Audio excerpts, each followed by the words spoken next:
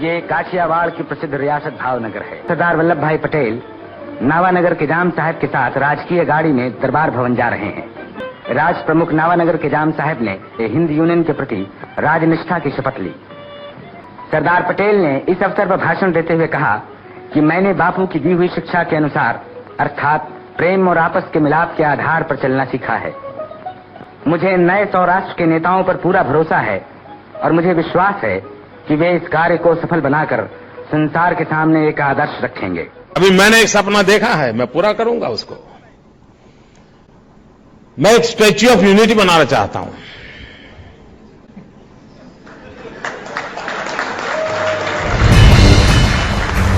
(1947) सरदार वल्लभ भाई पटेल द्वारा सौराष्ट्र संघ की स्थापना।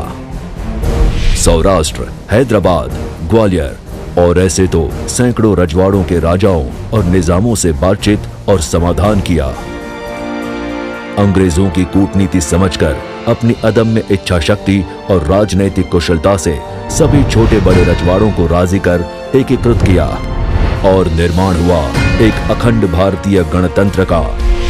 आधुनिक भारत के शिल्पकार सरदार पटेल द्वारा भारत के लौह पुरुष के इस योगदान को आज दे रहा है समग्र देश एक श्रद्धांजलि।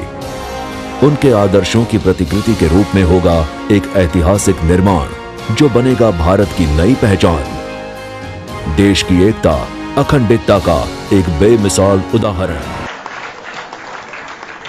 भारत को एक करने का भगीरथ काम किया था सरदार पटेल ने।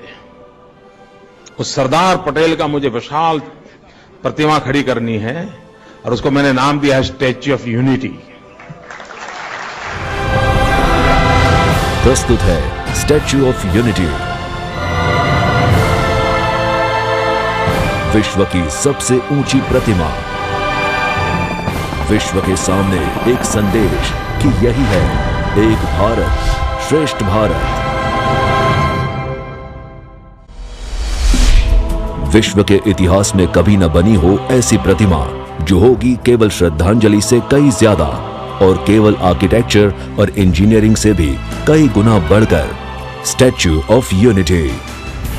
न्यूयॉर्क के स्टैच्यू ऑफ लिबर्टी से दुगना, रियो डी जेनेरो के क्राइस्ट द रिडीमर से 5 गुना और विश्व का सबसे बड़ा स्मारक स्टैच्यू ऑफ यूनिटी जो होगा सरदार सरोवर बांध से 1.5 गुना ऊंचा और इसकी ऊंचाई होगी 60 मंजिला इमारत के बराबर। देखने वालों को दंग कर देने वाली इस 182 मीटर ऊंची प्रतिमा के निर्माण के लिए सरदार सरोवर डैम से बेहतर स्थान और क्या हो सकता है। इसीलिए स्टैच्यू ऑफ यूनिटी को स्थापित किया जाएगा सतपुड़ा पहाड़ियों के बीच नर्मदा नदी पर, सरदार सरोवर की गोद में साधु बेट पर। जैसे सरदार ने इस बिखरे हुए देश को एकजुट किया था, वैसे ही आज समग्र देश को फिर से एक होकर जुट जाना है इस विराट गौरव निर्माण में। देश के 120 करोड़ लोगों के योगदान और पब्लिक प्राइवेट पार्टनरशिप के सहयोग से ही सच होगा भारत का यह महान स्वप्न। इस लौह पुरुष की प्रतिमा के लिए लोहा अर्पण करेंगे देश भर के किसान। हर एक गांव के किसान भेजेंगे अपने कोई न कोई कृषि औजार।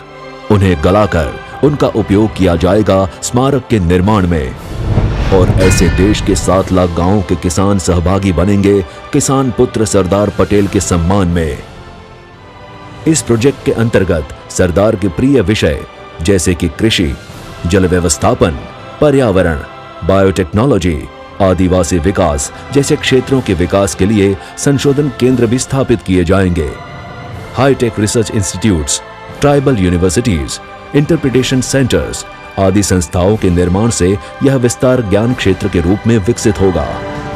स्टैच्यू ऑफ यूनिटी विकास स्मारक के साथ साथ आकर्षक पर्यटक क्षेत्र के रूप में भी विकसित किया जाएगा।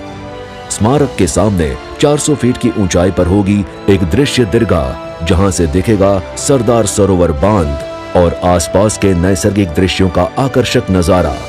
इसके अलावा स्टैच्यू ऑफ यूनिटी के विशेष आकर्षण होंगे memorial of visitor centre, exhibition gallery, Shreshtha Bharat Bhavan, convention एवं training centre, amphi theatre, under water मत्स्य गृह और साउंड एंड लेसर शो जैसे टूरिज्म एवं मनोरंजन इंफ्रास्ट्रक्चर के माध्यम।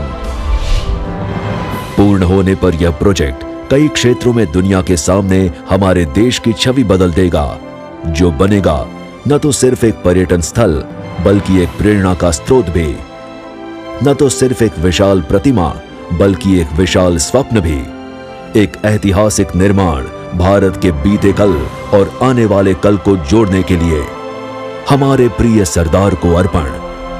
120 करोड़ देशवासियों की एक श्रद्धांजलि। मित्रों, ये दुनिया की सबसे बड़ी ऊंची प्रतिमा होगी, 182 मीटर्स।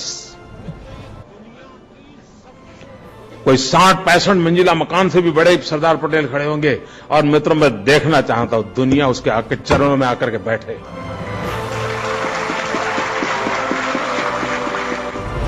स्टैच्यू ऑफ यूनिटी, विश्व की सबसे ऊंची प्रतिमा। एक भारत श्रेष्ठ भारत। ये मिजाज चाहिए। हाँ, होता है, करते हैं, आता है।